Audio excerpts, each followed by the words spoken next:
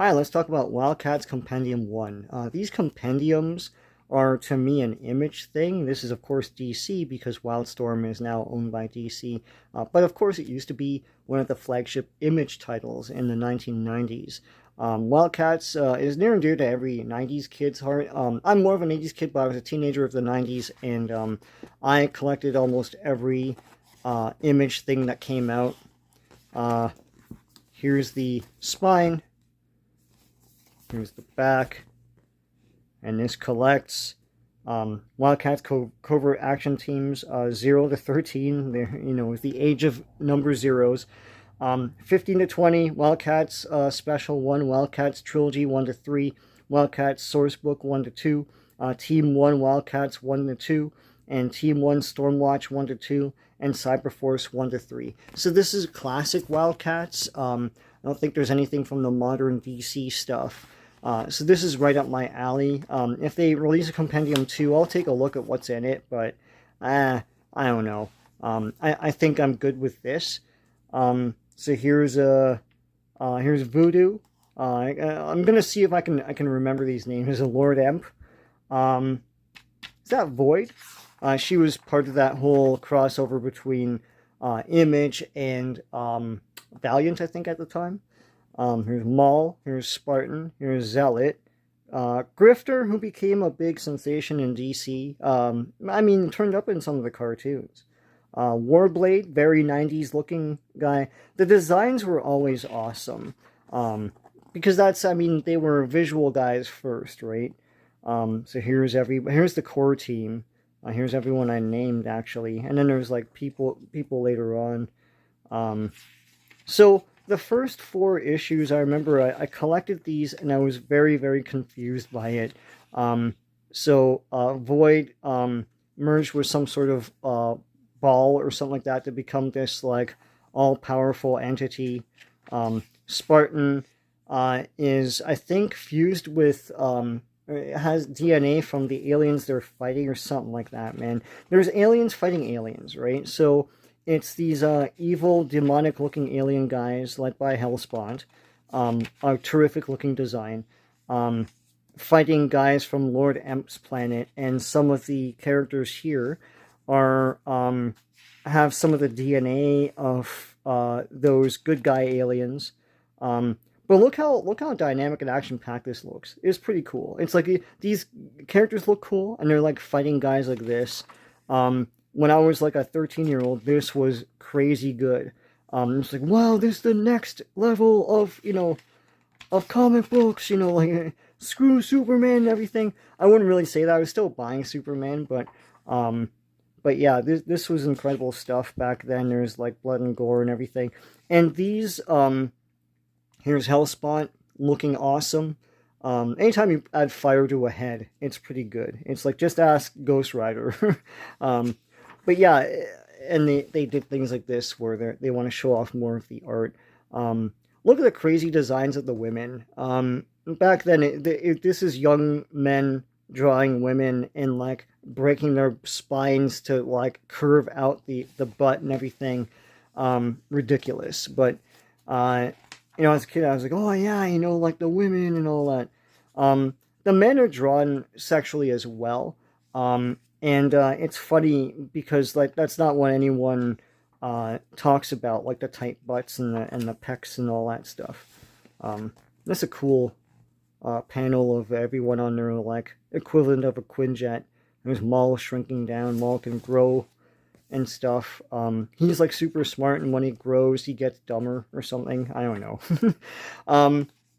Yeah, WildC.A.T, this is incredible looking stuff. WildC.A.T was a big sensation when it came out. The comics sold like hotcakes, and like most things, there was a toy line. Same thing with Savage Dragon and all that stuff. And there's also, this is issue 3, there's also a cartoon. I think it was Nelvana, don't quote me on that. It was a Saturday morning cartoon with a cheesy Saturday morning cartoon theme song and everything.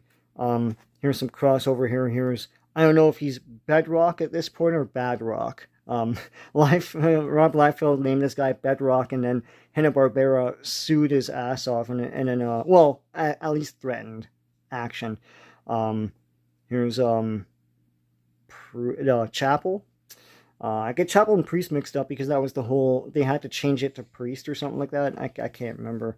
There you go. So there's some crossover action. The Image Boys were trying desperately to be Marvel of the Silver Age, right? Here's a WildC.A.T.S special. And a lot of this is usually Jim Lee art. The penciler here is Travis Charest. Or Charest. I say Charest because I see a name like that, it looks French to me. Right, so I don't remember if the story was progressed or anything between the war between the two alien factions. That's basically what this was all supposed to be about. And they did emphasize that in the cartoon as well. Here's Zealot. Here's Voodoo, Mull. I like the core team. I thought they could go. Well, I thought with most of the Image Comics offerings, they could go far with a lot of it, but they never did. Here's Cyberforce.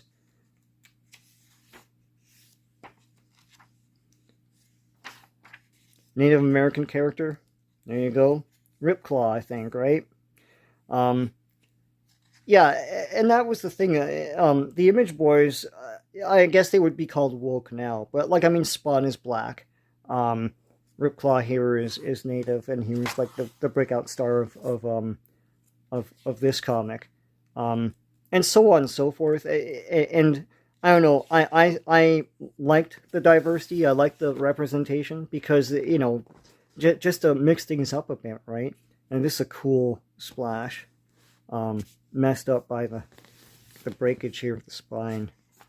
I always felt like things like this and other stuff that Jim Lee at least was working on were just stepping stones to other things. Like now he's like had to DC and all that stuff, and I think that there is a WildC.A.T.S in DC now, but like I tried it and it didn't have this energy and creativity and dynamism, it was just a modern comic with people just talking and stuff like that.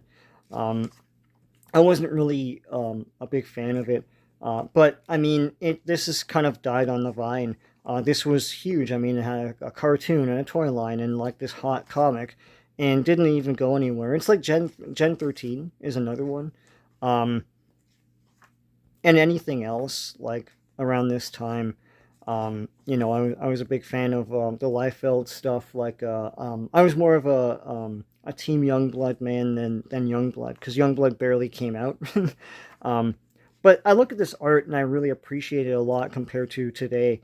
It's not just like, what people call the squiggles and everything. It's not just that and the detailing.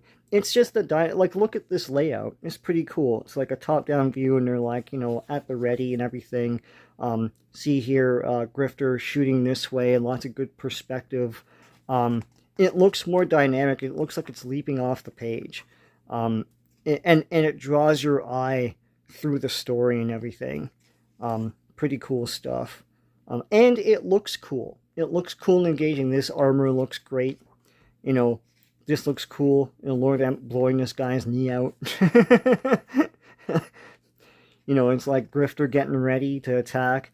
What's his name? Spartan, like shooting energy out of his fists and everything. Pretty neat stuff. Yeah, I kind of miss these days. I know people carry on about how the night. Look at this guy with the forearms. Sort of looking like a John Carter of Mars beast, but I know people denigrate the 90s. Oh, that's great. But it was action-packed and creative. I think it was creative. I know people are like, whoa, it's the same thing.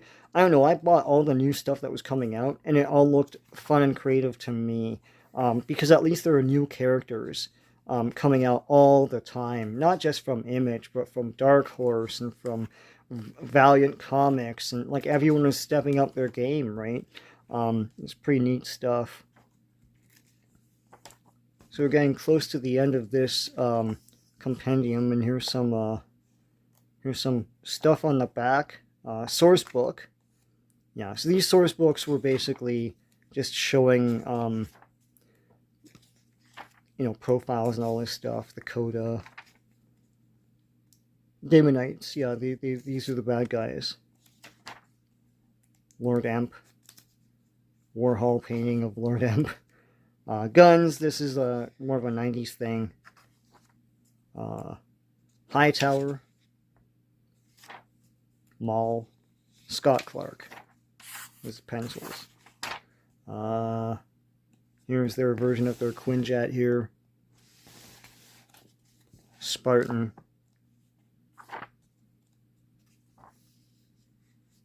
Voodoo and new costume. Looks like the old costume. Mr. Majestic. Wow. I would say bring these guys back, but they have. It's just there's zero interest. It's none of this energy and excitement. Tapestry. Pretty cool. The animated Wildcats. Here they are. Yeah, you could see they had all the core guys. Look, Warblade smiling. That never happens. it's the Saturday morning version, right? So,